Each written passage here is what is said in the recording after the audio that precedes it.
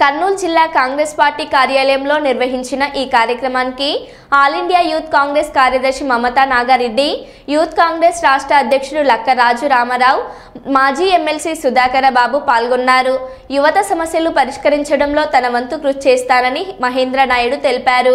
తెలుగు రాష్ట్రాల అభివృద్ధి కోసం కాంగ్రెస్ పార్టీ రాష్ట్రాన్ని విభజిస్తే ఆంధ్రప్రదేశ్ రాష్ట్రానికి విభజన హామీలను నెరవేర్చడంలో బీజేపీ ప్రభుత్వం విఫలమైందన్నారు.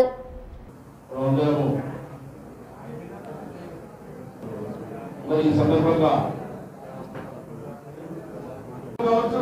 లేకపోతే కొన్ని గ్రామాలకు రోడ్లు కావచ్చు, లేకపోతే ఇంద్రమ్మ గృహాలు కావచ్చు, మీరందరూ కూడా చదువుకున్నటువంటి ఫీజు రియంబర్స్మెంట్ కావాలి చూసే పార్టీ కాంగ్రెస్.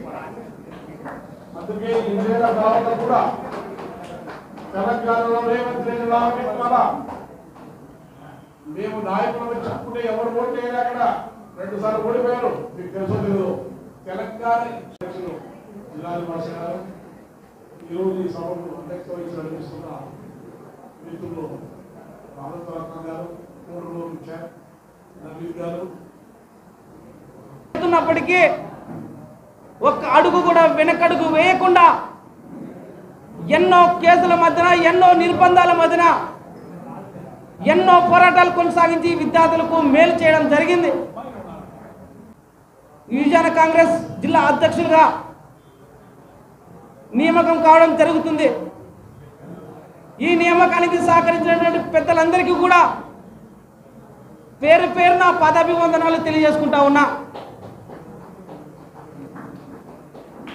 ఈరోజు ఈ దేశంలో ముఖ్యంగా మన ఆంధ్రప్రదేశ్లో కాంగ్రెస్ పార్టీ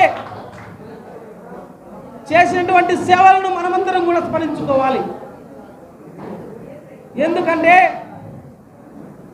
ఆంధ్రప్రదేశ్ రాష్ట్రం విభజన కాకముందు ఒక సుదీర్ఘ కాలం కాంగ్రెస్ పార్టీ ఈ రాష్ట్రంలో పరిపాలన చేసి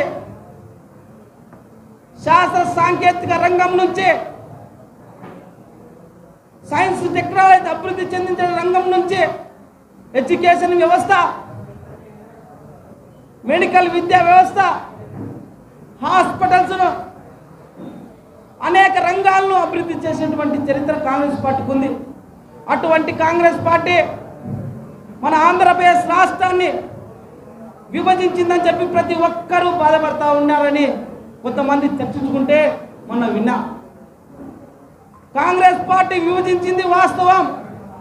ఆ రోజు కాంగ్రెస్ పార్టీ అధికారంలో ఉంది. మన 2 రాష్ట్రాల అభివృద్ధి దృష్ట్యా విభజించడం జరిగింది. విభజించినటువంటి సమయంలో ఆంధ్రప్రదేశ్కి ప్రత్యేక హోదా ఇస్తామన్నారు. అదేవిధంగా పరిశ్రమలు అభివృద్ధి కోసం అధిక నిధులు కేటాయిస్తామన్నారు. అనేక మంది నిరుద్యోగులకు, యువతకు ఉపాధి కల్పిస్తామన్నారు. మరి దురదృష్టవశాత్తు కాంగ్రెస్ పార్టీ దేశంలో అధికారం కోల్పోయింది. మరి కాంగ్రెస్ పార్టీ అధికారం కోల్పోతే అధికారంలోకి వచ్చినటువంటి బీజేపీ ప్రభుత్వం విభజన పార్లమెంటు సాక్షిగా విభజన చేసి హామీలు అమలు చేస్తామని చెప్పి ఆ రోజు బీజేపీ ప్రభుత్వం కూడా ఒత్తాస పలికింది.